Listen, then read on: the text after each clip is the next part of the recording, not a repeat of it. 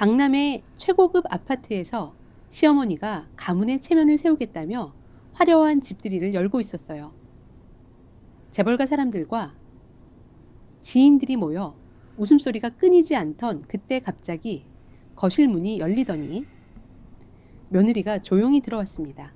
그런데 그녀의 손을 붙잡고 있던 사람이 바로 이 아파트를 짓기 위해 시댁이 강제로 내쫓았던 산동네의 노파였다는 사실에 모두가 얼어붙었죠. 늘 조용하고 순하던 며느리가 그날만큼은 완전히 다른 사람이 된 듯 시댁에 숨겨진 진실을 하나씩 꺼내기 시작했는데, 그 순간 화려하던 집들이 분위기가 순식간에 뒤집혀 버렸습니다. 도대체 그 여자에게 무슨 일이 있었던 걸까요? 무겁고 차가운 황동 열쇠가 미정의 손바닥 위에서 서늘한 기운을 내뿜었다. 열쇠 끝부분은 날카로운 새의 날개 모양으로 조각되어 있었고, 미정이 손을 꽉 쥘 때마다 그 날선 가장자리가 굳은 살 박인 피부를 파고들며 묘한 통증을 남겼다. 강남 한복판에 우뚝 솟은 최고급 재건축 아파트. 거실 한가운데 선 미정은 멍한 시선으로 텅 빈 공간을 둘러보았다. 천장은 아득하게 높았고 탁 트인 통유리창 너머로는 서울의 화려한 스카이라인이 핏빛으로 물드는 저녁 노을과 함께 펼쳐져 있었다. 고급스러운 대리석 바닥과 희미하게 감도는 새집 냄새는 그녀가 평생토록 갈망해온 완벽한 안식처의 조건과 정확히 일치했다. 어젯밤 남편 재훈이 식탁 위에 이 열쇠를 올려놓으며 지었던 표정이 아직도 미정의 뇌리를 맴돌았다. 재훈은 수년 동안 이 순간만을 위해 돈을 모았다고 이제 우리도 진짜 남들처럼 번듯하게 살아보자고 말했다.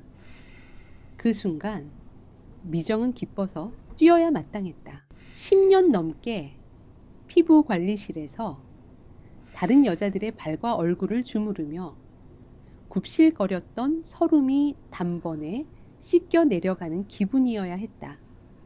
하지만 재훈이 열쇠를 건넬 때 미정은 그의 시선이 허공을 떠돌고 있으며 유난히 손끝을 미세하게 떨고 있다는 사실을 알아차렸다. 측량 기사로서 언제나 정교하고 단단했던 남편의 손이 기이할 정도로 굳어 있었다. 그럼에도 미정은 묻지 않았다. 평생 갈등을 피하고 평화만을 원했던 그녀는 남편이 내민 거대한 선물 앞에 깃든 묘한 불안감을 애써 외면하며 환한 미소로 화답하는 쪽을 택했다. 주머니 속 휴대전화가 거칠게 진동하며 거실의 무거운 정적을 찢었다. 미정은 화면에 뜬 이름을 확인하고는 반사적으로 어깨를 움츠렸다. 시어머니 화자였다. 미정은 크게 심호흡을 한 뒤 최대한 밝고 조심스러운 목소리로 전화를 받았다. 수화기 너머로 화자의 날카롭고 오만한 목소리가 쏟아졌다. 집에는 가봤니? 그 동네가 예전에는 달동네 빈민촌이라. 냄새나는 노인네들이 득실거렸는데 우리 현철이가 싹 다 밀어버리고 그 자리에 그런 번듯한 성을 올렸잖니. 재훈이가 제 형 밑에서 고생한 보람이 있어. 화자의 목소리에는 숨길 수 없는 과시욕이 끈적하게 묻어났다. 10년 전 고아나 다름없는 가난한 집안 출신인 미정이 재훈과 결혼하겠다고 인사하러 갔을 때 화자는 소금을 뿌리듯 매몰차게 그녀를 모욕했었다. 그 이후로 단 한 번도 며느리 대접을 해주지 않던 화자였다. 하지만 강남의 고급 아파트라는 꼬리표가 붙자 화자의 태도는 기괴할 정도로 달라져 있었다. 너처럼 배운 것 없는 애가 강남 한복판에 등기를 치다니 우리 가문에 절을 해도 모자랄 줄 알아라. 이제 피부 관리실인지 뭔지 하는 천박한 일은 당장 그만둬. 재훈이 얼굴에 먹칠할 일이 있니? 미정은 입술을 꽉 깨물며 솟구치는 수치심을 억눌렀다. 수화기를 쥔 손이 하얗게 질렸지만 그녀는 언제나 그랬듯 순종적인 목소리로 대답하며 전화를 끊었다. 전화가 끊어지자 거실에는 다시 서늘한 정적이 내려앉았다. 해는 이미 빌딩 숲 너머로 완전히 모습을 감췄고 짙은 회색빛 어둠이 넓은 거실을 빠르게 집어삼키고 있었다. 벽에 붙은 최신식 터치, 조명 스위치로 손을 뻗으려던 순간 현관 쪽에서 무거운 충격음이 연달아 3번 울렸다. 누군가 두꺼운 철문을 둔탁하게 두드리고 있었다. 미정의 심장이 갈비뼈를 때리며 요동쳤다. 재훈은 아직 퇴근하기 전이었고 이사도 오기 전인 새 집 주소를 아는 사람은 아무도 없었다. 미정은 마른 침을 삼키며 조심스럽게 현관으로 다가갔다. 차가운 금속 손잡이를 쥔 채 인터폰 화면을 확인했지만 복도 센서 등이 고장 난 것인지 밖은 새카만 어둠뿐이었다. 미정은 떨리는 목소리로 누구냐고 물었다. 대답은 돌아오지 않았지만 문 너머에서 누군가 거칠게 숨을 몰아휘는 소리가 미세하게 문틈을 타고 넘어왔다. 극도의 긴장감 속에서 미정은 잠금 장치를 조심스럽게 돌려 문을 손가락 2마디 정도만 열었다. 희미한 복도 불빛의 사각지대에서 나타난 것은 낡고 검은 외투를 깊게 덮어쓴 늙은 여자였다. 얼굴에는 깊은 주름이 흉터처럼 패어 있었고 앙상한 체구는 금방이라도 쓰러질 듯 위태로워 보였다. 그러나 미정을 응시하는 노파의 2 눈동자만큼은 소름이 끼칠 정도로 맑고 섬뜩하게 빛나고 있었다. 바로 옆 단지에 살고 있다며 자신을 옥자라고 소개한 노파는 미정을 향해 뼈만 남은 손을 불쑥 내밀었다. 미정이 뒷걸음질을 치려 하자 옥자는 미정의 손목을 콱 움켜쥐었다. 노인의 손이라고는 믿기지 않을 만큼 억세고 차가운 악력이었다. 옥자는 메마르고 갈라진 목소리로 속삭였다. 새댁 저녁이 오면 절대 불을 켜지 마. 미정은 당황하여 눈동자를 흔들며 이유를 되물었다. 하지만 옥자는 미정의 질문을 무시한 채 얼굴을 문틈으로 바짝 들이밀며 더욱 음산한 목소리로 말을 이었다. 창밖을 보게 되면 아내로서 평생 보지 말아야 할 끔찍한 것을 보게 될 테니까. 경고를 마친 옥자는 손을 놓고 천천히 어둠이 깔린 복도 끝으로 걸어갔다. 발소리조차 나지 않는 기괴한 뒷모습이 완전히 시야에서 사라질 때까지 미정은 얼어붙은 듯 현관에 서 있었다. 소름 끼치는 한기가 등줄기를 타고 흘러내렸다. 미정은 서둘러 현관문을 닫고 겹겹이 달린 잠금 장치를 모두 채웠다.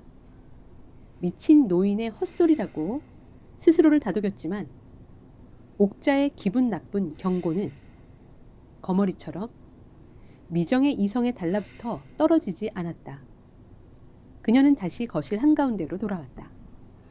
사방은 이미 완벽한 어둠에 잠겨 있었고 오직 넓은 통유리창 너머로 들어오는 가로등의 희미한 불빛만이 텅 빈 바닥에 길고 기괴한 그림자를 만들어내고 있었다.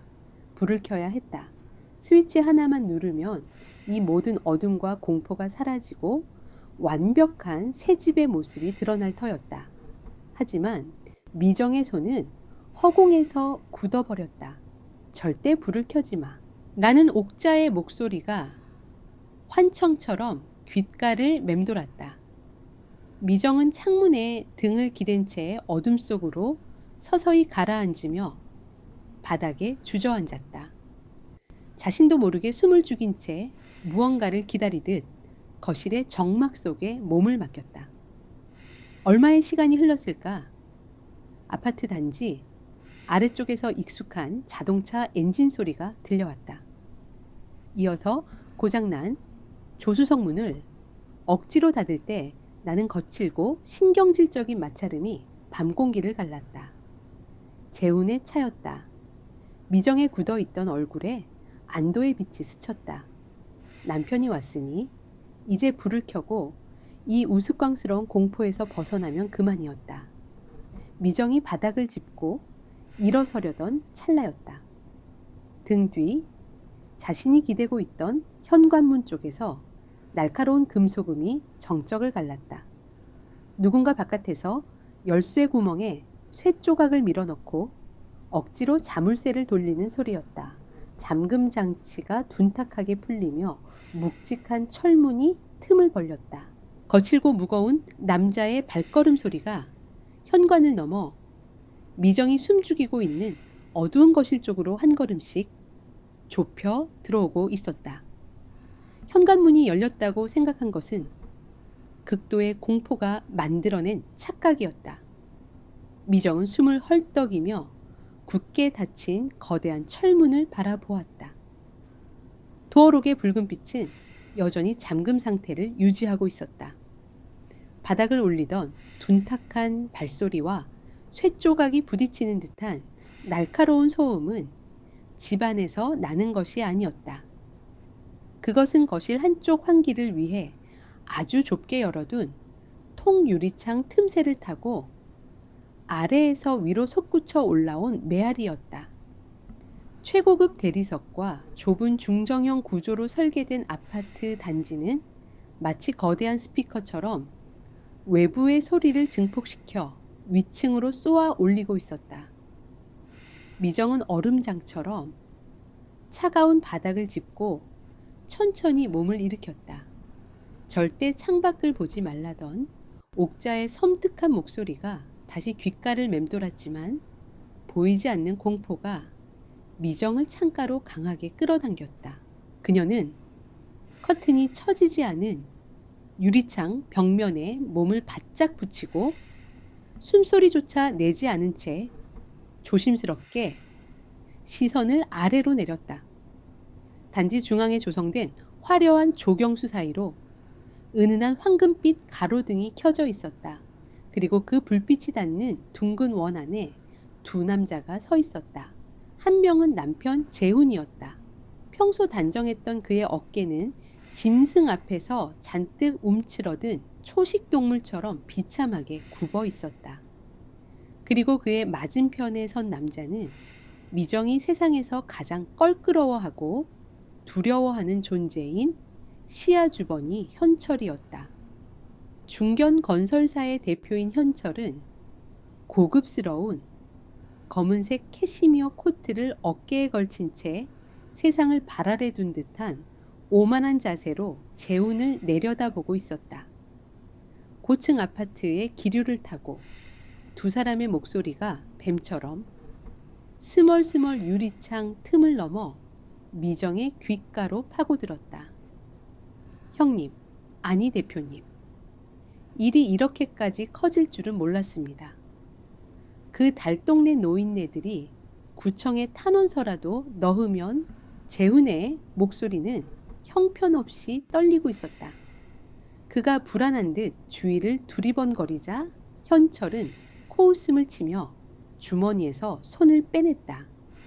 그는 거친 손길로 재훈의 멱살을 가볍게 틀어쥐고는 조롱하듯 뺨을 툭툭 쳤다. 내깟 놈이 무서워할 게 뭐 있어. 그 산동네 무식한 늙은이들이 재개발 동의서인지 권리 포기각서인지 구분을 할 줄 안다더냐. 글자도 모르는 것들한테 도장만 받아내면 그만이라고 했잖아. 구청 지적도 위조하고 도장 찍어준 건 측량 팀장인 바로 너야. 이제 와서 발을 빼시겠다. 현철의 입에서 나온 잔인한 단어들이 허공을 가르고 미정의 심장에 정통으로 꽂혔다. 위조 포기각서 무식한 늙은이들. 파편처럼 흩어져 있던 의문들이 끔찍한 하나의 그림으로 맞춰지는 순간이었다. 미정은 입을 틀어막았다. 구역질이 치밀어 올랐다. 그녀가 지금 딛고 서 있는 이 완벽하고 화려한 아파트 시어머니 화자가 그토록 자랑스러워하던 강남 입성이라는 타이틀은 모두 누군가의 피눈물로 지어진 모래성이었다. 남편 재훈은 가족을 위해 헌신하는 성실한 가장이 아니라 친형의 탐욕을 채우기 위해 달동네의 가난한 노인들을 길거리로 내몬 비열한 하수인이자 공범이었다.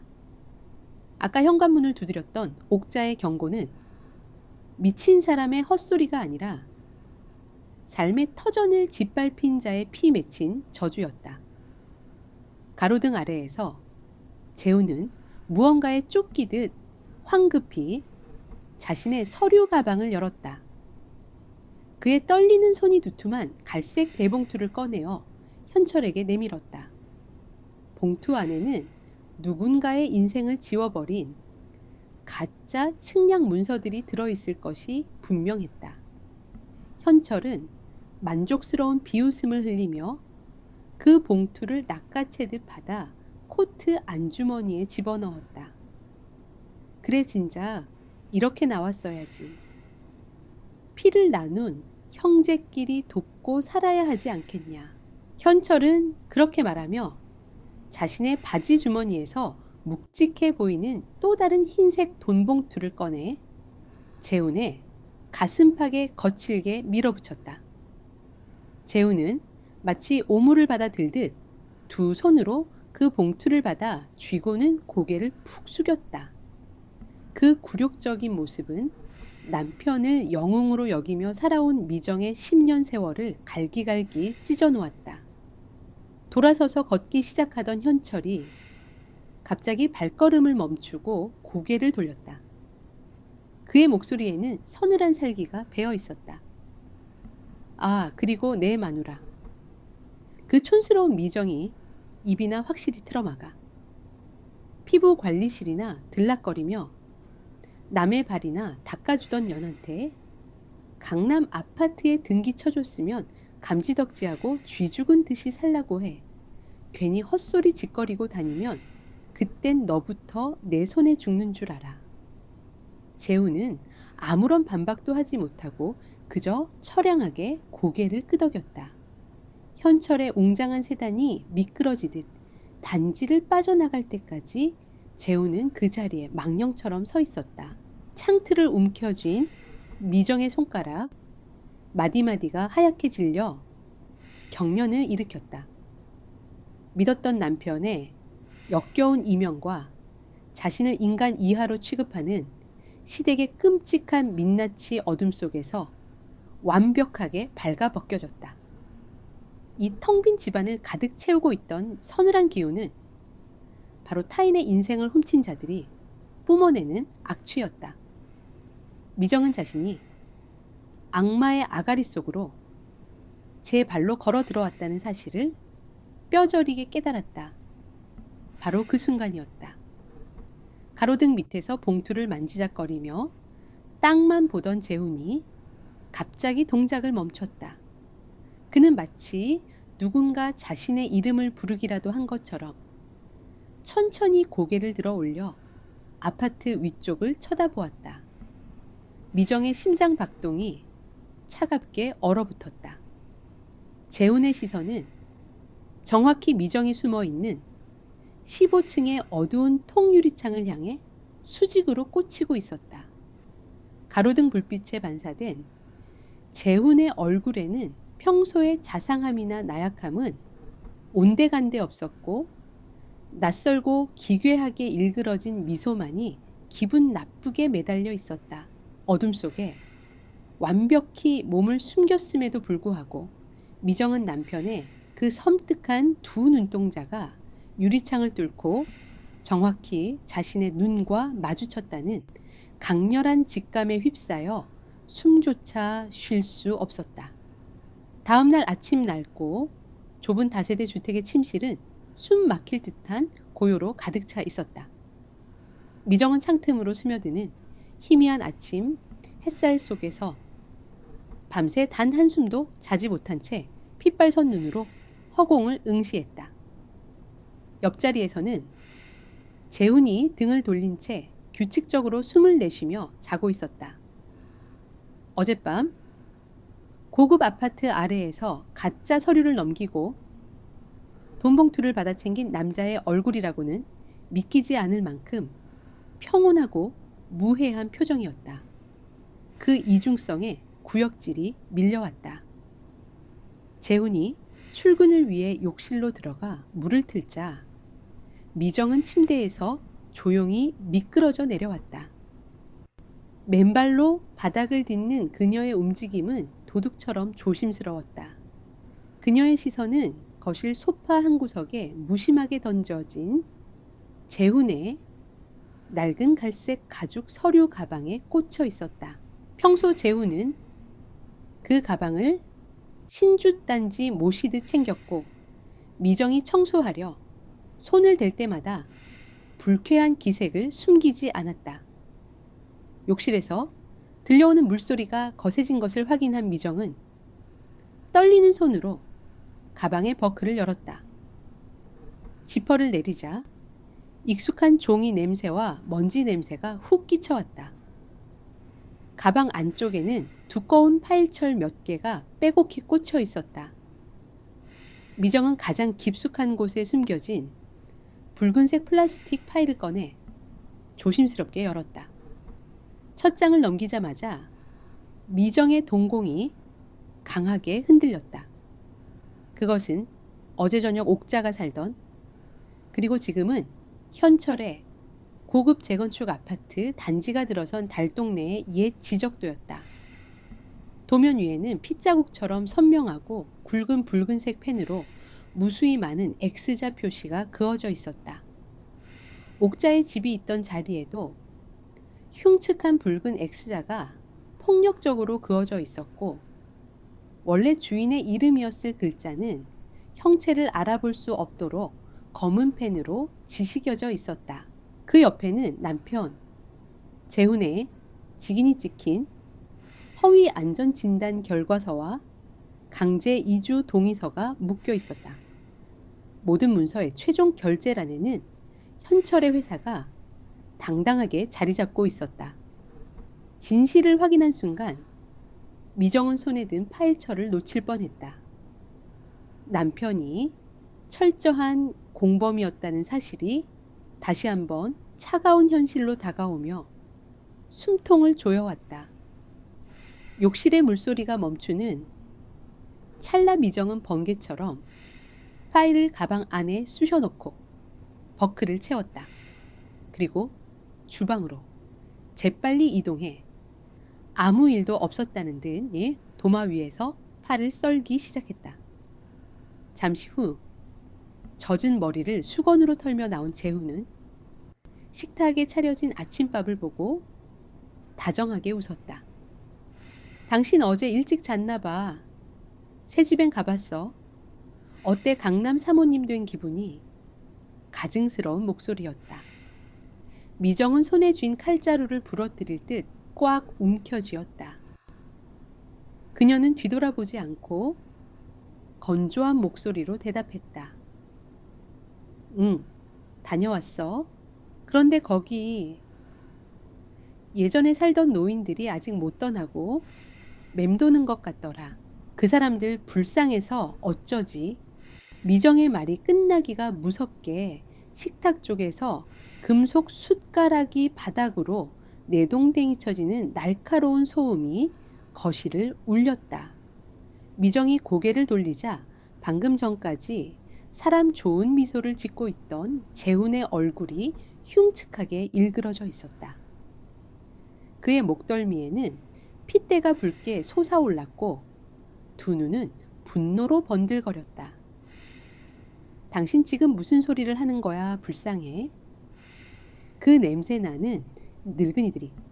뭐가 불쌍해? 우리 형님이 보상금까지 챙겨서 내보냈는데 지들이 억지 부리는 거잖아. 당신은 그냥 주는 대로 누리기나 해. 알지도 못하면서 쓸데없는 소리. 짓거리지 말고. 재훈은 식탁을 주먹으로 거칠게 내리쳤다. 그 충격으로 물컵이 쓰러지며 식탁보를 적셨다. 평생 큰 소리 한 번 내지 않고 온순한 척 살아왔던 남편의 입에서 터져나온 끔찍한 폭언과 발작적인 분노의 미정은 온몸이 얼어붙었다. 재우는 거친 숨을 몰아쉬며 겉옷을 챙겨 입더니 서류 가방을 낚아채듯 들고 현관문을 부서질 듯 닫으며 나가버렸다. 홀로 남겨진 미정은 바닥에 엎질러진 물을 멍하니 바라보았다. 그동안 자신이 의지하고 사랑했던 남자는 애초에 존재하지 않았다. 그는 그저 강자에게 기생하고 약자를 짓밟으며 연명해온 껍데기일 뿐이었다. 오후가 되자 미정은 이를 핑계로 집을 나섰다. 발걸음이 향한 곳은 어젯밤 다녀왔던 그 강남 아파트 근처의 낡은 다세대 주택 밀집 구역이었다. 미정은 수소문 끝에 어둠 속에서 마주쳤던 노파 옥자가 임시로 거주하고 있는 허름한 옥탑방을 찾아냈다. 낡은 철문을 조심스럽게 두드리자 삐걱이는 소리와 함께 문이 열리고 옥자가 모습을 드러냈다. 낮에 마주한 옥자의 모습은 밤보다 훨씬 더 참혹했다. 제대로 씻지 못해 꾀죄죄한 옷차림과 뼈만 남은 앙상한 손은 그녀가 얼마나 참담한 생활을 하고 있는지 여실히 보여주었다. 옥자는 미정을 알아보았으나 원망하거나 쫓아내지 않고 묵묵히 방 안으로 들였다. 좁고 퀴퀴한 방 한가운데 앉은 미정은 바닥에 시선을 고정한 채 떨리는 목소리로 입을 열었다. 할머니? 어젯밤 하신 말씀 무슨 뜻인지 이제 알았어요. 제 남편이 할머니 집을 빼앗는데 가담했군요. 옥자는 탁한 눈동자로 미정을 응시했다. 슬픔조차 말라버린 노인의 입술이 천천히 열렸다. 새댁 남편이 지적대 붉은 펜으로 우리 집을 지워버리던 날 내 언니는 그 충격으로 쓰러져 아직도 중환자실에 누워있어. 평생 길거리에서 채소 팔아 마련한 내 언니의 집을 그놈들이 붕괴 위험이라는 가짜 딱지를 붙여서 강제로 빼앗아 갔지. 그리고는 자기들 이름으로 그 땅을 가로차에서 저런 으리으리한 성을 쌓아 올린 거야. 옥자의 앙상한 손이 바닥을 긁어댔다.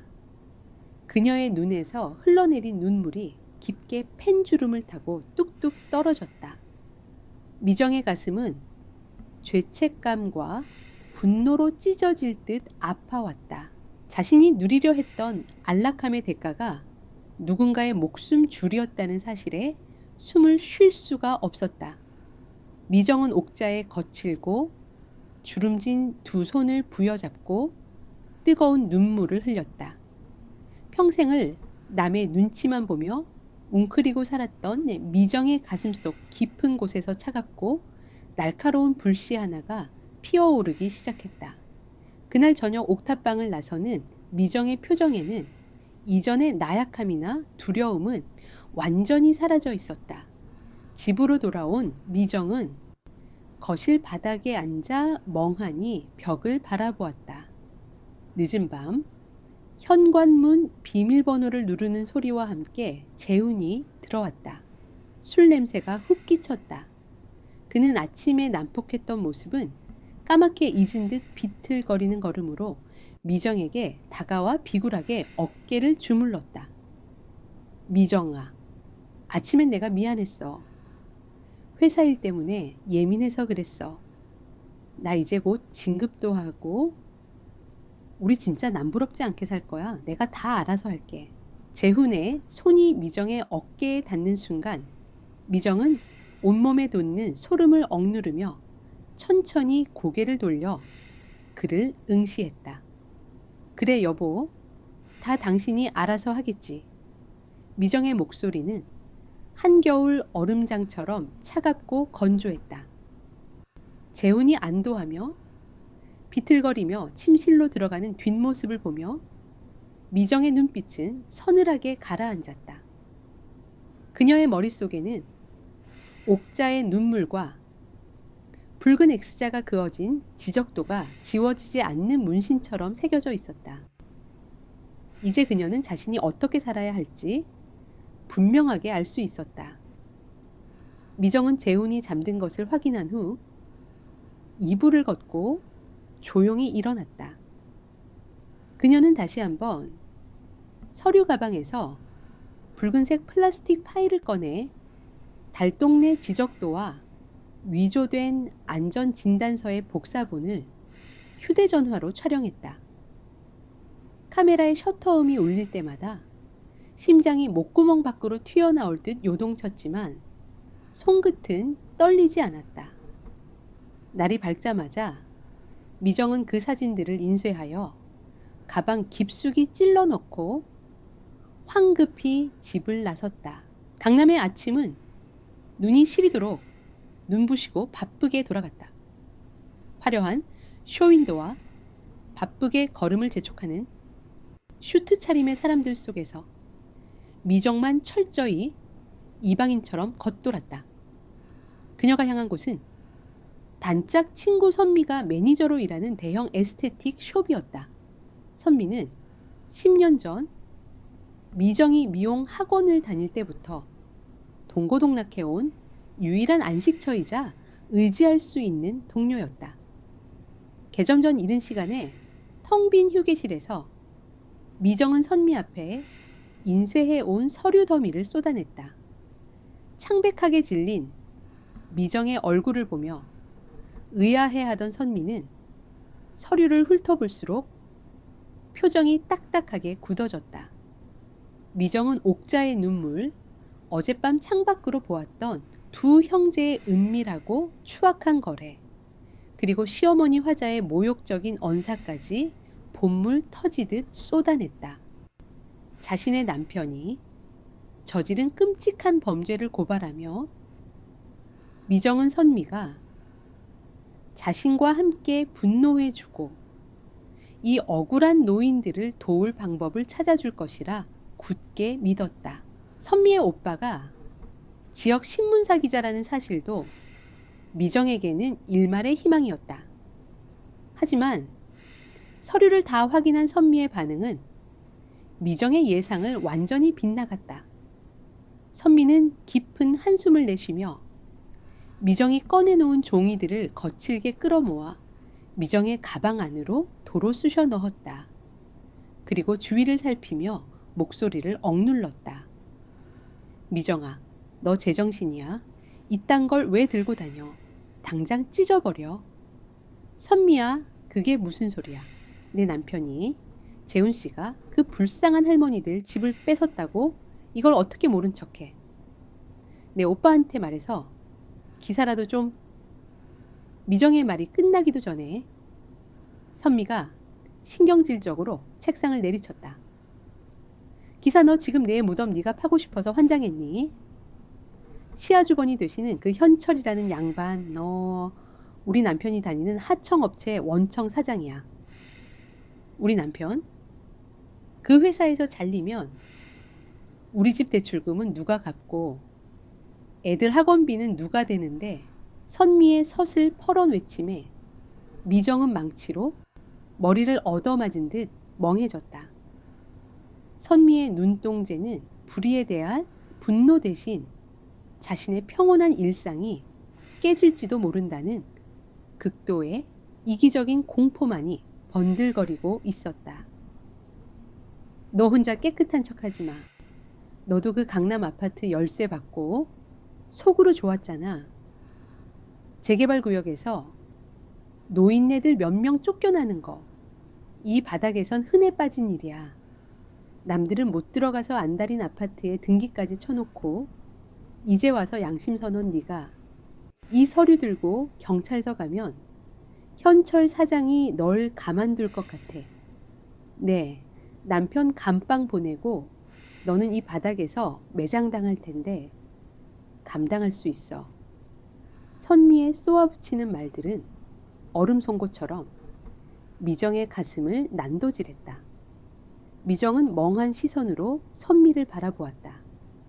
10년 동안 서로의 눈물과 땀을 닦아주었던 친구의 얼굴은 온데간데 없고 그 자리에는 현철이나 재훈과 다를 바 없는 탐욕스럽고 비겁한 방관자만이 서 있었다. 그냥 눈 한 번 질끈 감아 그 아파트에서 편하게 살면서 좋은 옷 입고 좋은 차 타고 시어머니한테 대접받으면서 살아. 그게 네가 그토록 원하던 삶이잖아. 선미는 차갑게 덧붙이며 자리에서 일어나 휴게실 문을 쾅 닫고 나가버렸다. 홀로 남겨진 미정은 덜덜 떨리는 손으로 가방을 움켜쥐었다. 세상이 거대한 괴물처럼 느껴졌다. 누구 하나 진실에 관심이 없었다. 모두가 자신의 안위와 밥그릇을 지키기 위해 타인의 피눈물쯤은 기꺼이 밟고 지나갈 준비가 되어 있었다. 미정은 비틀거리며 에스테틱 숍을 빠져나왔다. 눈부신 햇살이 쏟아지는 강남의 화려한 대로변에 선 미정은 철저하게 혼자였다. 오가는 수많은 사람 중 그녀가 내민 진실의 서류에 손을 뻗어줄 사람은 단 한 명도 없을 것이라는 절망감이 그녀를 짓눌렀다. 빌딩 숲의 거대한 그림자가 미정을 집어삼킬 듯 덮쳐왔다. 그녀가 횡단보도 앞에서 넋을 잃고 서 있을 때였다. 미끄러지듯 다가온 검은색 최고급 세단 한 대가 미정의 눈앞에서 거칠게 브레이크를 밟으며 멈춰섰다. 시야를 가리는 검게 썬팅된 창문이 서서히 아래로 내려갔다. 미정은 반사적으로 뒷걸음질을 쳤다. 현철의 차였다. 선미가 배신하고 그새 현철에게 고자질을 한 것일까 공포가 목끝까지 차올랐다. 뒷좌석의 창문이 완전히 열렸을 때 미정은 두 눈을 질끈 감았다. 하지만 차 안에서 미정을 부른 목소리는 현철의 오만하고 굵은 목소리가 아니었다. 세댁. 미정이 조심스럽게 눈을 뜨자 운전석에 앉은 중년 남자가 룸미러를 통해 그녀를 뚫어지게 바라보고 있었다. 현철의 전속 운전기사 병호였다. 병호는 굵게 펜 주름 사이로 복잡한 감정을 내비치며 턱짓으로 뒷좌석을 가리켰다. 타, 할 말이 있으니까. 차 안에는 다행히 현철이 없었다. 미정은 경계심을 풀지 않은 차에 뒷좌석에 두꺼운 문을 열고 몸을 실었다. 병호는 아무 말 없이 차를 몰아 인적이 드문 한강 둔치의 주차장으로 향했다. 차가 멈춘 후에도 병호는 한참 동안 운전대에 두 손을 얹은 채 침묵을 지켰다. 차 안에는 무거운 긴장감만이 감돌았다. 이윽고 병호가 엔진을 끄고 뒤를 돌아보았다. 그의 눈빛은 며칠 밤을 새운 사람처럼 깊게 가라앉아 있었다. 내가 자네를 왜 불렀는지 짐작은 가나 병호의 낮고 탁한 목소리가 정막을 깼다. 미정은 치마 자락을 꽉 움켜쥔 채 대답하지 않았다. 병호는 자신의 품 안주머니로 천천히 손을 가져갔다. 그리고 작고 검은 물체 하나를 꺼내어 미정을 향해 불쑥 내밀었다. 그것은 평범해 보이는 검은색 USB 메모리였다. 미정의 눈동자가 흔들렸다. USB와 병호의 얼굴을 번갈아 보는 그녀의 눈빛에는 극도의 혼란과 공포가 얽혀 있었다. 미정의 반응을 예상했다는 듯 병호는 씁쓸한 표정을 지으며 결정적인 한마디를 내뱉었다. 이 안에는 어젯밤 전에 남편이 우리 사장에게 넘긴 그 서류들의 원본 파일과 현철 사장이 지시한 불법 로비 내역이 전부 들어있어. 진짜 폭탄이지. 미정은 병호가 내민 작고 검은 USB를 멍하니 바라보았다. 그 작은 플라스틱 조각이 뿜어내는 무게감은 그녀를 짓누르던 두꺼운 서류 가방보다 훨씬 무겁고 서늘하게 느껴졌다. 병호의 거칠고 투박한 손끝이 가볍게 떨리고 있었다. 미정은 침을 꿀꺽 삼키며 조심스럽게 물었다. 병호 아저씨, 저한테 왜 이러시는 거예요? 이게 정말 현철 아주버님의 약점이라면 아저씨도 무사하지 못할 텐데요. 병호는 깊은 한숨을 내쉬며 핸들 위로 이마를 기댔다. 한강 위로 흩어지는 오후의 햇살이 그의 흰 머리를 더욱 돋보이게 했다. 10년 넘게 현철의 수족으로 일해온 그였다. 현철의 폭언과 멸시를 견디면서도 묵묵히 운전대를 잡았던 이유는 오직 하나 류마티스 관절염으로 고생하는 아내의 병원비 때문이었다. 미정 역시 과거 피부관리실에서 챙겨온 파라핀과 마사지 오일로 병호 아내의 퉁퉁 부은 손을 정성껏 주물러 준 적이 있었다. 세댁. 병호가 천천히 고개를 들며 입을 열었다. 그의 눈빛은 깊은 회한으로 얼룩져 있었다. 나는 10년 동안 뒷좌석에서 들려오는 우리 사장의 모든 끔찍한 계획들을 모른 척했어. 사람이 죽어 나가도 남의 집이 무너져 내려도 그저 앞만 보고 운전했지. 내 마누라 약간만 벌면 그만이라고 스스로를 속이면서. 그는 창밖으로 시선을 던졌다. 그런데 지난달 우리 사장이 그 달동네 재개발 건을 진행할 때 용역 깡패들을 풀어서 옥자 할매의 언니를 집에서 끌어냈지. 그 노인네가 바닥에 나동그라지면서 피를 흘리는데도 사장은 차 안에서 와인이나 마시며 비웃고 있었어. 그리고 그 끔찍한 짓을 마무리한 게 바로 새댁의 남편 재훈이야. 미정의 숨이 턱 막혔다. 이미 서류를 통해 알고 있는 사실이었지만 제3자의 입을 통해 듣는 남편의 만행은 벼락처럼 가슴을 내리쳤다. 어젯밤 아파트 아래에서 두 사람이 만났을 때 나도 그 근처에 차를 대놓고 있었어. 새댁 남편이 사장한테 서류 봉투를 넘기고 나서 어떻게 한 줄 아나? 병호의 목소리가 미세하게 떨렸다. 사장이 떠나고 나서 재훈이는 한참을 가로등 밑에 서 있다가 자기 차에 타더군. 그러고는 운전대에 얼굴을 쳐박고 짐승처럼 엉엉 울었어. 후회와 자괴감에 찌들어서 비참하게 울더란 말이야. 하지만 우는 건 거기까지였어. 오늘 아침엔 또 아무 일 없다는 듯 사장에게 굽실거리며 아부를 떨고 있겠지. 미정은 두 눈을 질끈 감았다. 재훈이 아침 식탁에서 분노를 터뜨리며 소리치던 모습과 운전대에 엎드려 울고 있었다는 병호의 묘사가 기괴하게 교차했다.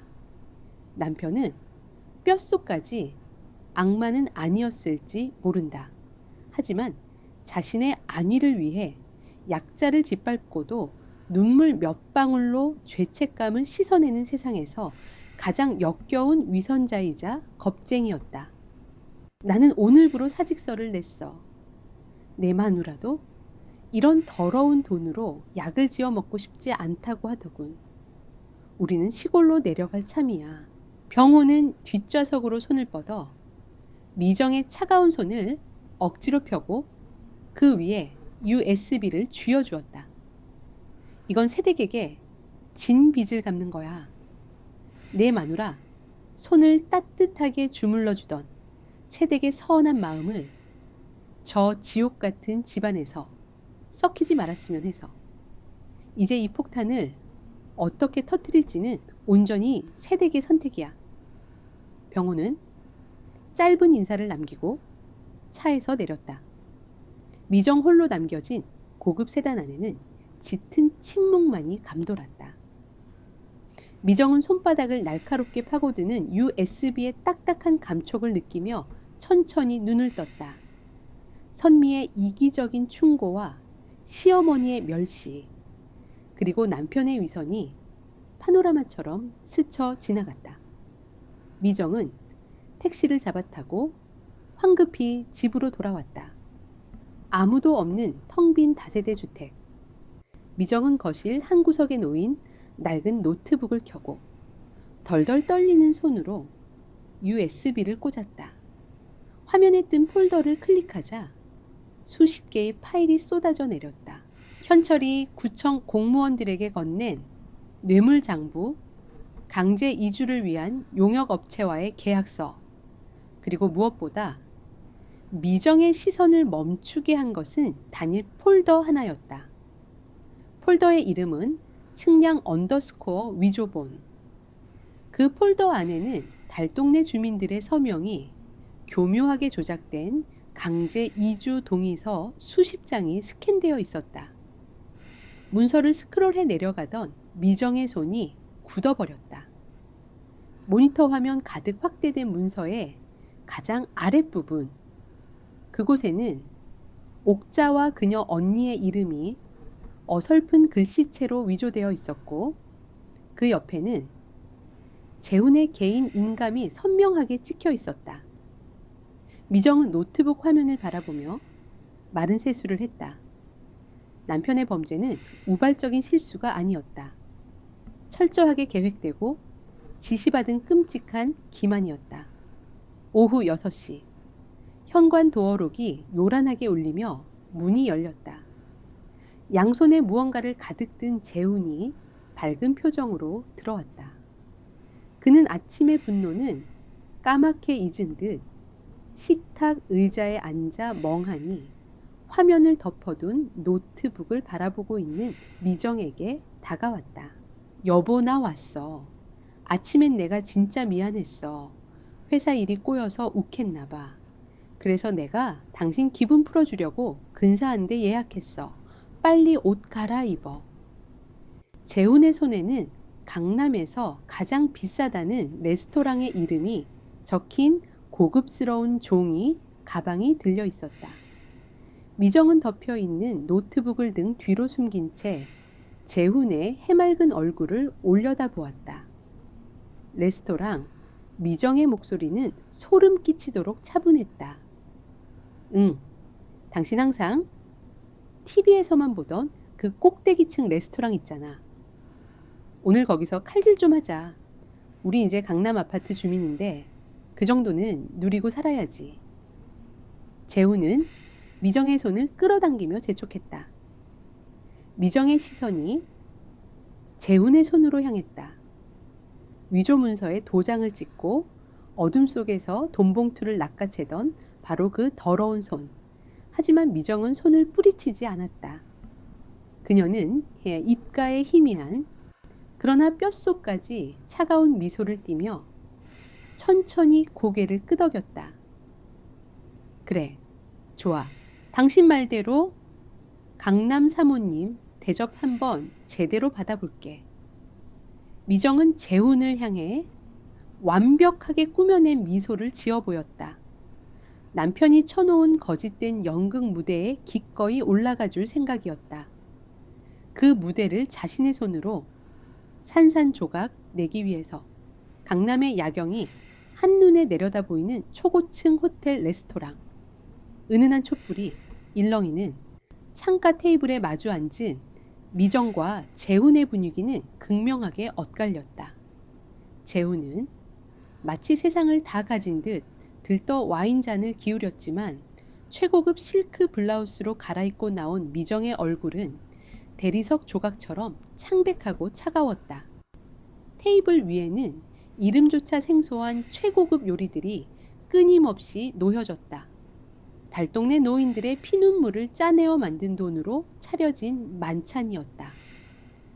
미정은 스테이크를 썰 생각조차 하지 않은 채 허공을 떠도는 재훈의 시선을 묵묵히 응시했다. 여보, 많이 먹어. 당신이 그동안 피부관리실에서 남의 발이나 주무르며 고생한 거 생각하면 내가 이 정도는 매일 사줄 수도 있어. 형님 사업이 궤도에 올랐으니 이제 나한테 떨어지는 콩고물도 무시 못하거든. 재훈은 거드름을 피우며 포크를 허공에 흔들었다. 미정은 입술을 깨물었다. 형님 사업이라는 단어가 나올 때마다 구역질이 밀려올 것 같았다. 그래 아주버님, 사업이 그렇게 잘 된대. 그런데 요즘 재개발 구역에서 쫓겨난 사람들이 구청 앞에서 시위한다던데. 문제 없는 거야. 미정이 짐짓 무심한 척 묻자 와인을 들이켜던 재훈의 움직임이 뚝 멎었다. 그의 얼굴에 스쳐 지나간 당혹감은 촛불 불빛 아래에서 숨길 수 없이 선명했다. 아, 그거 다 돈 더 뜯어내려는 늙은이들 생떼야. 형님이 알아서 다 막으셨어. 서류상으로는 완벽하니까 법적으로 아무 문제 없다고. 당신은 그런 거 신경 쓰지 말고 이거나 마셔. 재훈은 황급히 화제를 돌리며 냅킨으로 입가를 거칠게 닦아냈다. 완벽한 서류. 미정의 머릿속에 노트북 화면으로 보았던 위조된 서명과 재훈의 인감이 떠올랐다. 재훈은 거짓말을 할 때마다 눈동자가 오른쪽 위를 향하고 손가락으로 냅킨을 만지작거리는 버릇이 있었다. 미정은 10년 동안 그 버릇을 모른 척 해주었지만 지금은 그 나약한 몸짓이 끔찍하도록 역겨웠다. 식사가 막바지에 다다랐을 때 재훈이 갑자기 헛기침을 하며 안주머니에서 검은색 벨벳 케이스를 꺼냈다. 미정아, 눈 감아봐. 과거의 미정이었다면 설레며 눈을 감았을 것이다. 하지만 지금 그녀는 미동도 하지 않고 재훈의 손에 들린 케이스를 노려보았다. 재훈은 머쓱한 표정으로 직접 케이스를 열어 미정 앞으로 내밀었다. 어두운 조명 아래에서도 날카롭게 빛을 뿜어내는 알이 굵은 다이아몬드 반지였다. 우리 결혼할 때 내가 돈이 없어서 금반지 하나 달랑 끼워준 게 내내 마음에 걸렸어. 새집 이사 가는 기념으로 당신 손에 이 정도는 끼워주고 싶었어. 10년 동안 내 옆에서 고생 많았다. 재훈은 감격에 겨운 듯 목소리까지 떨고 있었다. 그는 미정의 왼손을 끌어당겨 10년 전 끼워준 낡은 금반지 위로 크고 화려한 다이아몬드 반지를 밀어 넣었다. 차가운 금속이 손가락에 닿는 순간 미정은 온몸의 피가 얼어붙는 듯한 한기를 느꼈다. 어때 예쁘지? 당신 손에 딱 맞네. 재훈은 미정의 손등에 가볍게 입을 맞췄다. 그의 입술은 따뜻했지만 미정에게는 그 입맞춤이 영혼을 팔아넘긴 공범의 낙인처럼 느껴졌다. 손가락을 짓누르는 반지의 무게는 옥자와 그녀 언니의 억울함 그 자체였다. 이 다이아몬드는 돌덩이가 아니라 누군가의 부서진 뼈와 응어리진 피였다. 여보, 나 잠깐 화장실 좀 다녀올게. 와인 마시면서 야경 좀 보고 있어. 분위기에 취한 재훈은 기분 좋게 자리에서 일어나 화장실 쪽으로 걸어갔다. 미정은 멍한 눈으로 자신의 왼손에 끼워진 2개의 반지를 번갈아 보았다. 가난하지만 정직할 줄 알았던 낡은 금반지와 탐욕과 기만으로 번쩍이는 거대한 다이아몬드. 2 반지가 부딪히며 내는 미세한 금소금이 그녀의 신경을 날카롭게 긁었다. 미정은 천천히 자리에서 일어났다. 그리고 재훈이 향한 화장실 쪽으로 소리 없이 발걸음을 옮겼다.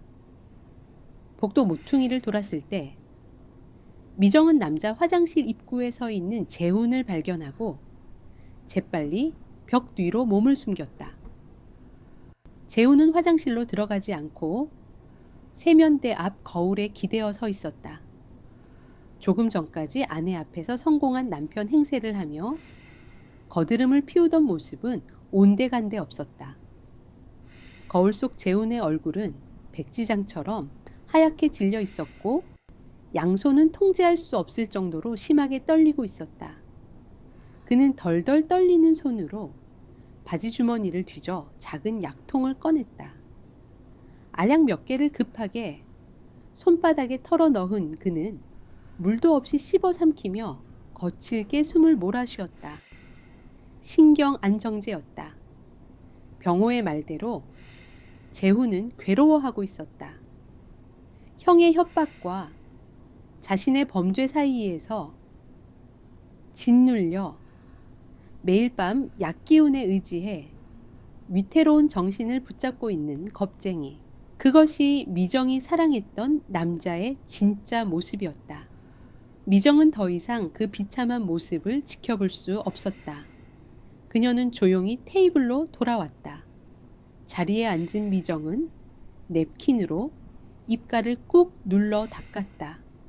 그리고 망설임 없이 자신의 왼손 무명지에 끼워진 다이아몬드 반지를 거칠게 빼냈다. 반지가 손가락을 긁으며 붉은 자국을 남겼지만 아랑곳하지 않았다.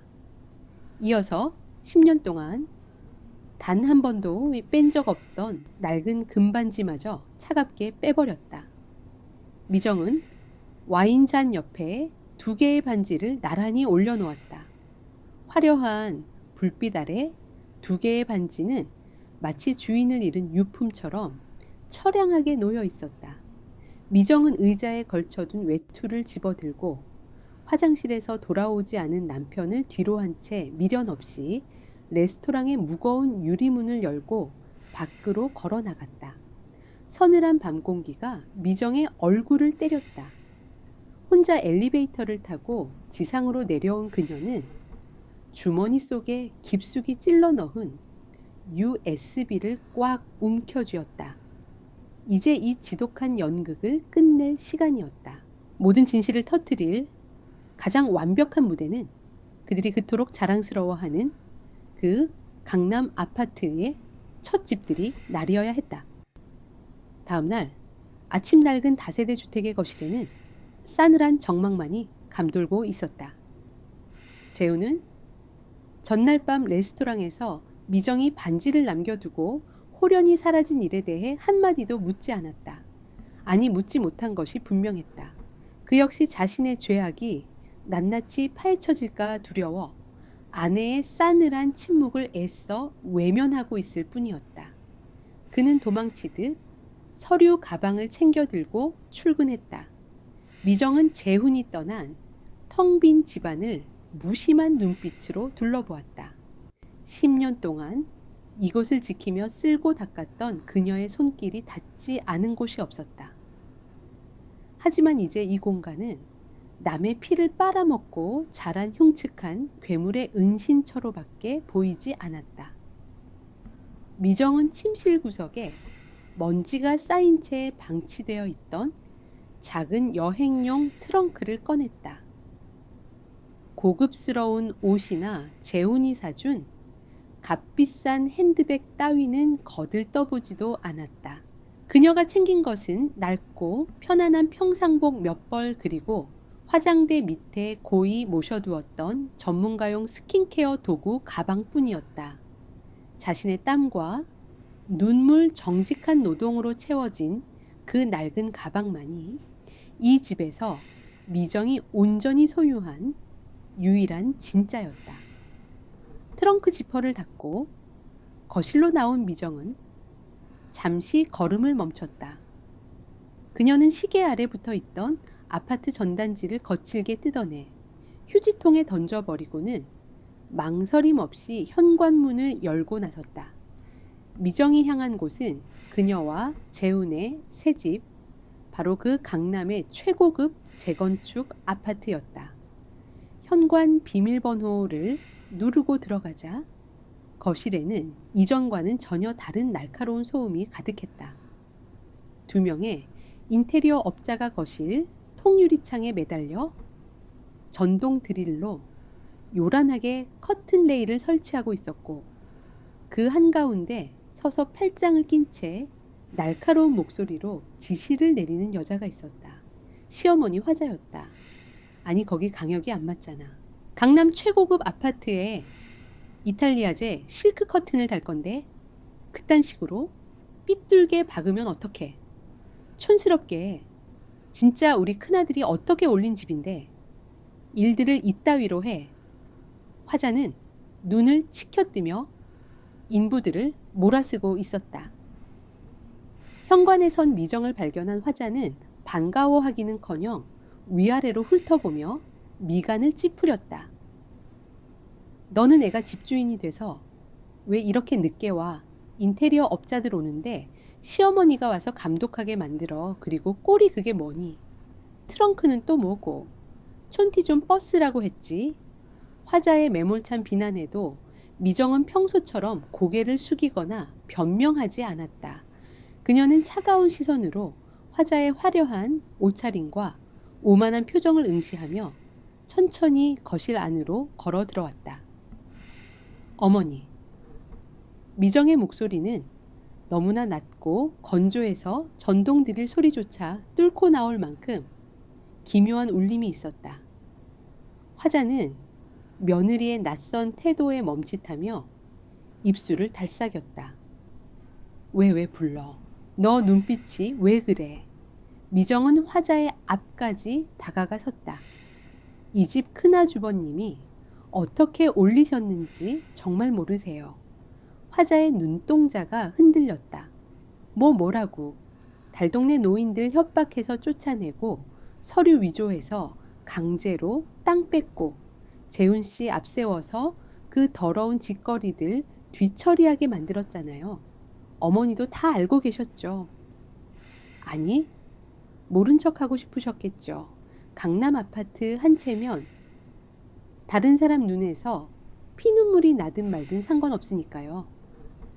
미정의 입에서 쏟아지는 날, 선진실들의 화자의 얼굴이 시뻘겋게 달아올랐다. 그녀는 분노로 어깨를 부들부들 떨며 손가락질을 해댔다. 너 이 미친년이 지금 무슨 소리를 짓거리는 거야? 천박한 밑바닥 출신 걷어줬더니 은혜도 모르고 감히 우리 집안을 모욕해. 극간 냄새나는 빈민촌 늙은이들. 몇 명 내쫓은 게 대수야. 세상은 원래 힘 있는 사람이 먹는 거야. 네, 남편이 멍청하고 배짱이 없으니까 우리 현철이가 사람 만들어준 건데 어디서 주둥이를 함부로 놀려. 화자의 궤변은 조금의 죄책감도 품고 있지 않았다. 타인의 고통을 철저히 짓밟고 서열의 꼭대기에 서려는 한국 사회의 추악한 민낯 그 자체였다. 미정은 화자의 일그러진 얼굴을 보며 헛웃음을 흘렸다. 자신이 그토록 인정받고 싶었던 시댁이라는 울타리가 얼마나 썩어 문드러진 곳인지 완벽하게 확인하는 순간이었다. 내 어머니 말씀이 맞네요. 세상은 힘 있는 사람이 먹는 거겠죠. 그럼 누가 진짜 힘이 있는지 한번 두고 보시죠.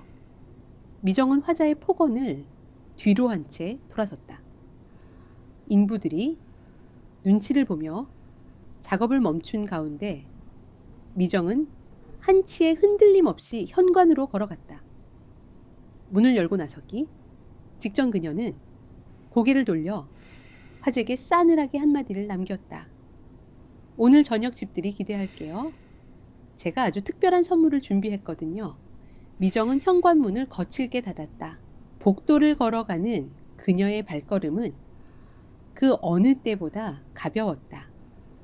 아파트 단지를 빠져나온 미정은 곧바로 휴대폰을 꺼내 재훈에게 문자 메시지를 보냈다. 오늘 저녁 새 집에서 뵙겠습니다. 집들이 기대하셔도 좋습니다. 메시지 전송 버튼을 누르는 미정의 눈빛은 마치 전쟁터에 나서는 전사처럼 결연하고 차가웠다. 그녀의 주머니 속에는 세상을 발칵 뒤집어 놓을 작고 검은 폭탄 병호가 준 USB가 들어있었다. 이제 모든 준비는 끝났다. 10년 동안 웅크리고 숨죽여 살았던 껍데기 미정은 죽었다. 오늘 밤 탐욕으로 쌓아 올린 저들의 견고한 성을 무너뜨리는 불꽃놀이가 시작될 터였다. 그날 저녁 미정이 발을 들인 강남의 새 아파트는 낮과는 전혀 다른 화려함으로 번쩍이고 있었다. 거실 천장에 달린 거대한 크리스탈 샹들리에가 눈부신 빛을 쏟아냈고, 유럽에서 직수입했다는 긴 원목 식탁 위에는 최고급 레스토랑에서 배달된 음식들이 보기 좋게 차려져 있었다. 식탁 상석에는 시아주버니, 현철과 그의 아내, 그리고 시어머니 화자가 앉아 샴페인 잔을 기울이며 웃음꽃을 피우고 있었다. 현철의 아내는 시의회 도시계획위원으로 남편의 불법적인 사업에 든든한 바람막이가 되어주고 있는 권력의 핵심이었다. 그리고 그들 옆에서 어색하게 서서 안절부절 못하며 술을 따르고 있는 남편 재훈의 모습은 영락없는 하인이었다.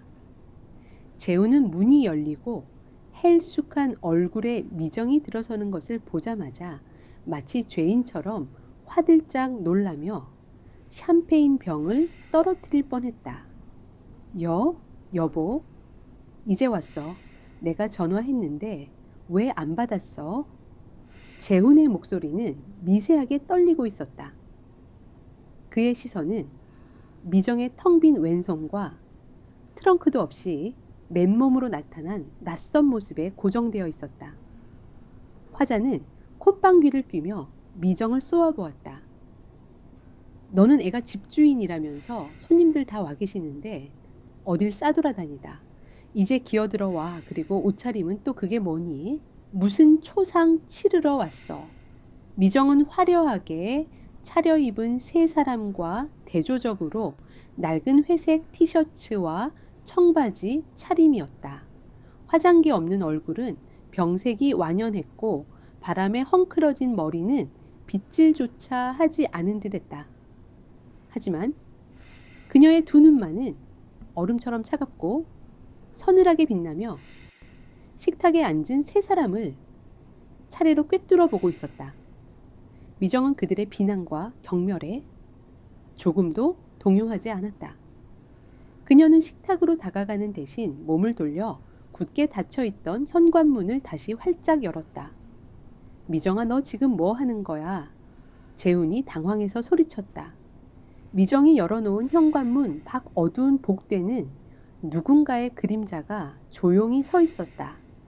그 그림자는 미정이 옆으로 비켜서자 천천히 거실의 눈부신 불빛 속으로 걸어 들어왔다.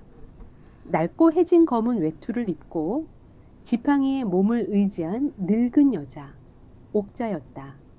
샹들리에 불빛 아래 드러난 옥자의 앙상한 얼굴과 텅 빈 눈동자는 마치 저승에서 올라온 원귀처럼 섬뜩한 기운을 내뿜었다. 식탁에 감돌던 화기애애한 분위기는 순식간에 싸늘하게 얼어붙었다. 현철의 아내가 불쾌한 듯 코를 막으며 어머 웬 냄새나는 노인네야 라고 속삭였고, 화자는 자리에서 벌떡 일어나 손가락질을 해댔다. 너? 저 늙은이가 여기 왜 있어? 저게 그 달동네에서 끝까지 안 나간다고 버티던 그 노파 아니야. 너 미쳤어. 우리 집안 잔칫날에 어디서 저런 부정한 것을 끌어들여. 화자의 비명에 가까운 고함이 텅 빈 거실을 울렸다. 재훈은 피가 모두 빠져나간 듯 새하얗게 질린 얼굴로 미정과 옥자를 번갈아 보며 뒷걸음질을 쳤다. 오직 현철만이 싸늘하게 굳은 표정으로 미정을 노려보고 있었다. 그의 눈빛은 감히 나에게 도전해라고 말하는 듯 살벌한 분노로 이글거렸다. 미정은 그 모든 시선을 정면으로 받아내며 옥자의 앙상한 팔을 부축했다. 그리고 보란듯이 옥자를 데리고 식탁의 정중앙 가장 잘 보이는 곳으로 천천히 걸어 들어왔다. 이 집에 진짜 주인이 오셨는데 다들 인사 안 하세요. 미정의 목소리는 낭낭했지만 그 안에는 강철 같은 차가움이 깃들어 있었다. 거짓으로 쌓아 올린 화려한 성의 꼭대기에서 지옥 같은 진실의 막이 오르는 순간이었다. 진짜 주인이라니 이 미친년이 돌았나. 화자의 찢어지는 고함이 거실의 팽팽한 긴장감을 갈기갈기 찢어 놓았다. 그녀는 이성을 잃고 짐승처럼 미정을 향해 달려들었다. 시뻘겋게 달아오른 얼굴로 독수리처럼 손톱을 세운 채 미정의 뺨을 향해 손을 휘둘렀다. 미정은 더 이상 피하지 않았다. 화자의 손이 뺨에 닿기 직전 미정은 번개처럼 그녀의 손목을 낚아채 비틀었다. 악하는 비명과 함께 화자의 몸이 휘청였다. 미정은 그 틈을 놓치지 않고 식탁 위에 놓여 있던 차가운 레드와인 잔을 집어들었다. 그리고는 테이블 중앙에 펼쳐진 현철의 회사 홍보 브로셔와 재건축 조감도 위로 붉은 와인을 남김없이 쏟아부었다. 새하얀 종이 위로 핏물처럼 번져나가는 와인은 마치 달동네 노인들의 피눈물처럼 보였다. 어머니 지금 뭐 하시는 겁니까? 재훈이 겁에 질려 소리쳤지만 미정은 아랑곳하지 않았다. 그녀는 와인에 흠뻑 젖은 서류들을 손으로 쓸어 바닥으로 내팽개쳤다. 이따위 더러운 종이들로 이 집의 추악함을 가릴 수 있을 거라고 생각했어요. 미정의 서늘한 목소리가 샹들리의 불빛 아래 흩어졌다. 그녀는 낡은 청바지 주머니에서 작은 검은색 USB를 꺼내 보란듯이 흔들었다. 병호가 건네준 바로 그 폭탄이었다. 이 안에 뭐가 들었는지 궁금하지 않으세요? 아주버님, 달동네 지적도 원본 위조된 안전진단서, 그리고 당신들이 쫓아낸 노인들의 이름과 주소까지 전부 다요. 시의회에 계신 형님께 드린 뇌물장부도 덤으로 들어있답니다. 미정의 폭로의 현철의 얼굴이 급격하게 굳어졌다. 그의 아내는 사색이 되어 입술을 파르르 떨었다. 그리고 재훈 씨, 미정의 시선이 바닥에 주저앉아 벌벌 떨고 있는 남편에게 향했다. 그녀의 눈빛에는 더 이상 사랑도 연민도 남아있지 않았다. 오직 얼음장 같은 경멸만이 가득했다. 당신이 그 위조 서류들에 직접 도장을 찍고 옥자 할머니 언니의 서명을 위조하는 영상 파일도 이 안에 아주 선명하게 담겨 있더군. 당신이 직접 당신 손으로 그들의 인생을 지워버린 거야. 아니야. 그건 형님이 시켜서. 재우는 어린아이처럼 운걸거리며 변명했다. 그 비참하고 나약한 모습에 미정은 마지막 남은 일말의 미련마저 완전히 끊어냈다. 닥쳐 이 버러지 같은 년이 어디서 개수작이야? 궁지에 몰린 현철이 마침내 폭발했다. 그는 식탁을 엎을 듯 박차고 일어나 미정에게 달려들었다. 거대한 덩치가 미정을 덮치려는 순간 미정은 품 안에 숨겨두었던 또 다른 서류 뭉치를 그의 얼굴을 향해 집어던졌다. 그 USB가 가짜라고 생각한다면 이것도 한번 보시죠. 허공에 흩날리는 종이들은 미정이 미리 인쇄해 둔 위조 서류들의 복사본이었다. 현철이 당황하여 주춤하는 사이 미정은 그의 멱살을 잡고 있던 화자를 거칠게 밀쳐냈다. 그리고 옥자에 떨리는 손을 붙잡고 식탁 앞으로 나섰다. 이 집은 당신들 것이 아니야. 이 집은 빼앗은 작물이고 당신들은 비열한 도둑들이야. 미정의 외침이 거실을 울렸다. 현철이 다시 미정에게 달려들려 하자 갑자기 현관문 쪽에서 요란한 소음이 터져나왔다. 번쩍이는 불빛과 함께 카메라를 든 기자들이 들이닥쳤다. 미정이 선미의 오빠에게 익명으로 제보한 것이었다. 현철 대표님, 불법 재개발 의혹에 대해 한 말씀 해주시죠. 시의원님, 남편의 뇌물 수수 사실을 알고 계셨습니까? 수십 개의 마이크와 카메라 렌즈가 그들을 향했다. 화려했던 집들이 현장은 순식간에 추악한 범죄의 현장으로 변해 아수라장이 되었다. 그 모든 혼란의 한가운데서 미정은 바닥에 엎드려 오열하는 재훈을 마지막으로 한번 내려다보았다. 그의 울음소리는 더 이상 그녀의 마음을 흔들지 못했다. 미정은 주머니에서 마지막 물건을 꺼냈다. 10년 전 재훈이 끼워준 낡은 금반지와 며칠 전 그가 죄책감을 덮기 위해 건넸던 피 묻은 다이아몬드 반지였다. 미정은 두 개의 반지를 바닥에 나뒹구는 서류들 위로 소리나게 내던졌다. 쨍그랑하고 금속이 대리석 바닥에 부딪히는 차가운 소음이 울려 퍼졌다. 미정은 더 이상 뒤돌아보지 않았다. 그녀는 옥자의 손을 잡고 기자들의 플래시 세례를 뚫고 밖으로 걸어 나갔다. 열린 현관문 밖으로 차가운 밤바람이 불어왔다. 비가 내리고 있었다. 미정은 쏟아지는 빗속으로 한 걸음 내디뎠다. 낡은 트렁크를 끌고 집을 나설 때와는 비교할 수 없는 해방감이 온몸을 감쌌다. 탐욕으로 지어진 거대한 성은 무너져 내렸고 그녀는 마침내 그 지옥에서 자신의 두 발로 걸어 나오고 있었다. 그날 밤의 폭풍은 조용했던 도시를 송두리째 뒤흔들었다. 현철의 건설사는 세무조사와 검찰 수사를 피하지 못하고 무너져 내렸고 그는 불법 로비 및 사문서 위조 등의 혐의로 구속되었다. 그의 아내 역시 시의원직을 박탈당하고 정계에서 불명예스럽게 퇴출되었다.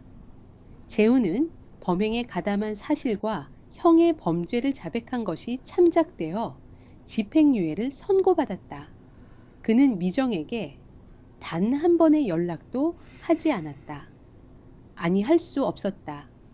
모든 재산을 빼앗기고 빈털터리가 된 그는 홀로 도시를 떠나 지방의 건설 현장에서 막노동을 하며 죄를 씻는 길을 택했다.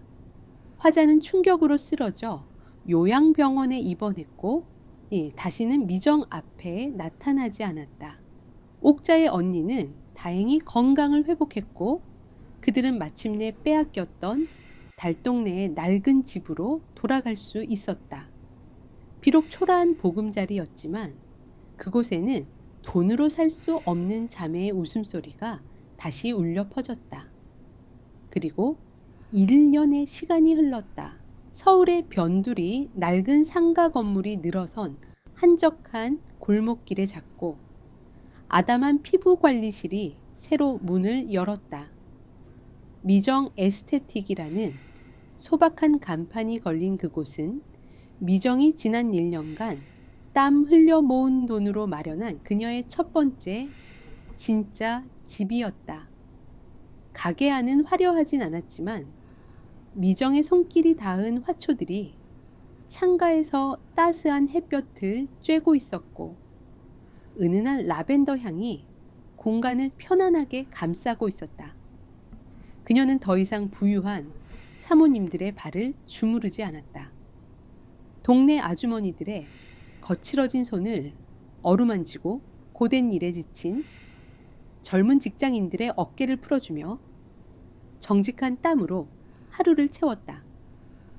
화창한 어느 가을 오후 미정은 가게 문을 잠시 닫고 근처 공원으로 향했다. 공원 벤치에는 옥자가 미리 나와 따스한 햇볕을 쬐며 그녀를 기다리고 있었다. 그동안 무슨 일이 있었냐는 듯 편곤해진 옥자의 얼굴에는 옅은 미소가 걸려 있었다. 어서 와 아가씨. 오늘따라 하늘이 참 곱네. 미정은 옥자의 옆에 앉아 준비해온 따뜻한 유자차를 건넸다. 두 사람은 말없이 나란히 앉아 공원의 나무잎들이 붉게 물들어가는 풍경을 바라보았다. 더 이상 그들 사이에는 미안함이나 원망 같은 무거운 감정은 남아있지 않았다. 그저 시련을 함께 통과한 사람들만이 나눌 수 있는 깊고 잔잔한 유대감만이 흐를 뿐이었다. 참 얼마 전에 선미한테서 연락이 왔었어. 미정이 불쑥 입을 열었다. 현철의 회사가 무너진 후 남편이 일자리를 잃은 선미는 미정에게 수십 통의 원망 섞인 문자를 보냈었다. 하지만 얼마 전 그녀는 처음으로 미안하다는 짧은 사과 문자를 보내왔다고 했다.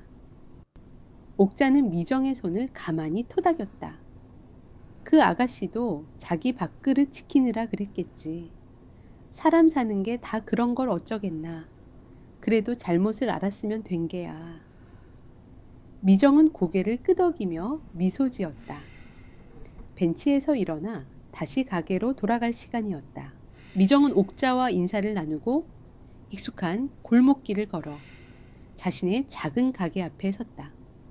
그녀는 주머니에서 열쇠를 꺼냈다. 그것은 더 이상 누군가의 고통이 서린 무거운 황동 열쇠가 아니었다. 낡은 열쇠고리에는 미정이 직접 조각한 작고 투박한 나무 새 한 마리가 매달려 있었다. 딸깍하고 경쾌한 소리와 함께 가게 문이 열렸다. 가게 안으로 들어서는 미정의 얼굴 위로 따스한 오후의 햇살이 쏟아져 내렸다. 그녀는 깊게 숨을 들이마셨다. 공기 중에는 자신이 좋아하는 라벤더 향과 정직한 노동의 냄새, 그리고 누구에게도 빚지지 않은 자유의 향기가 가득했다. 미정은 창가에 서서 눈을 감았다. 그녀는 모든 것을 잃었다. 남편 부유한 삶, 그리고 거짓된 평화까지도. 하지만 그 모든 것을 버린 후에야 비로소 진짜 자기 자신을 되찾을 수 있었다.